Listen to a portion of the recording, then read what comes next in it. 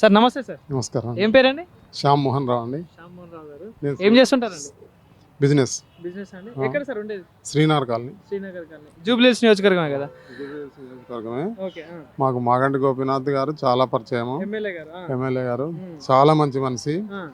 ఆయన ఆయన వెళ్ళిపోవడం చాలా బాధ. ఓకే. మేమందరం చాలా చాలా అంటే చాలా బాధపడ్డాము. సార్ అంటే ఉన్నప్పుడు అధికారులు చాలా ఆయనతో తిరిగేటోళ్ళం చాలా. తిరిగేటోళ్ళేనా? అచ్చా అచ్చా. ఓకే. సో ఎట్లా ఉండే సార్ అంటే 3 సార్లు ఎమ్మెల్యే గెలిచిండు కదా, హైట్రిక్ ఎమ్మెల్యేగా. చాలా మంచి చాలా బాగా పనులు చేశాడు ఆయన. ప్రతి వాడకి రోడ్లు వేయించిండు, ప్రతి నల్ల కనెక్షన్లు ఇప్పించిండు, చాలా చాలా పనులు చేయించిండు ఆయన పోవడం అందరికీ బాధనే. అది అట్లాంటి మనిషి మళ్ళీ వేరే ఎవరు వస్తారా అని చాలా ఎదురు చూస్తున్నాం. జూబ్లీ హిల్స్ లో చాలా ఎదురు చూస్తున్నాము. అట్లాంటి మనిషి దొరకడం కష్టము. రాత్రి అనక పగలనక తిరిగి ప్రతి ఇంటికి వెళ్ళేటోడు. మేము ఉషా ఎంక్లేవ్లో ఉంటాము, అక్కడికైతే చాలా సార్లు వచ్చిండు. వచ్చి మాకు వాటర్ ప్రాబ్లం ఉంటే ఆయన దగ్గరుండి 2 రోజులు అక్కడ ఉండి నీళ్లు ఇప్పించేదాకా వెళ్ళిపోలేదు, అంత అది చేసిండు. సో 10 ఏళ్ళు బీఆర్ఎస్ గవర్నమెంట్ ఉండే, బీఆర్ఎస్ గవర్నమెంట్ లో ఆయన ఎమ్మెల్యేగా ఉన్నాడు. సో మరి ఆ గవర్నమెంట్ సంబంధించిన పథకాలు కావచ్చు, జూబ్లీహిల్స్ నియోజకవర్గం అభివృద్ధి విషయంలో కావచ్చు, ఎట్లా ఉండే సార్ ఆయన పనితీరు? చాలా బాగుండేనండి. అన్ని పథకాలు ఆయన ద్వారానే అందరి ప్రజలకు అందినాయి. ఆయన లేని లోటు చాలా ఉన్నది, కానీ వేరేటోళ్ళు అంత మంచి వ్యక్తి మళ్ళీ వస్తాడా అనేది డౌట్.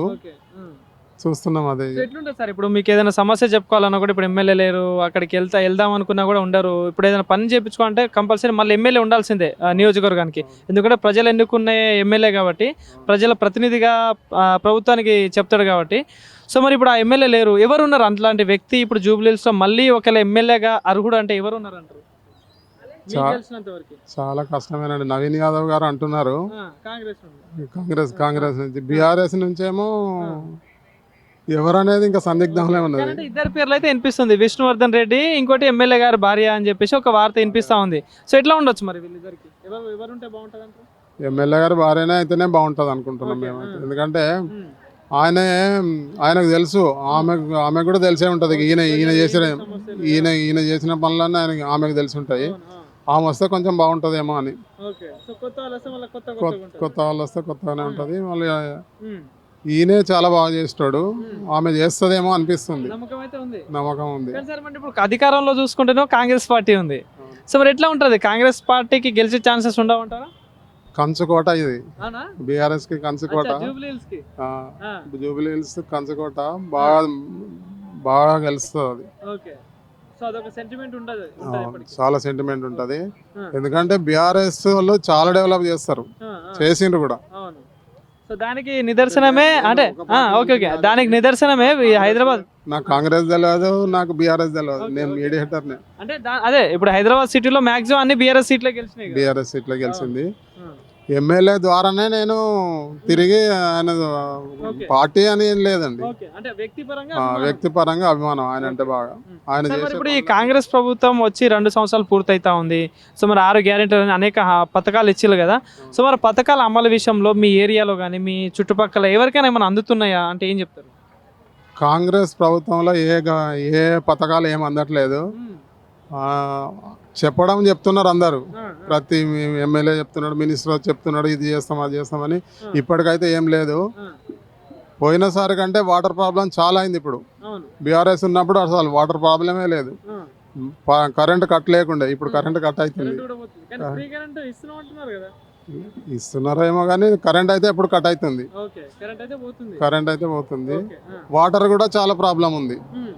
నల్లాలు 3 రోజులకు ఒకసారి 2 రోజులకు ఒకసారి వస్తున్నాయి. అట్లా వాటర్ ప్రాబ్లం చెప్పే ప్రయత్నం చేయలేదా?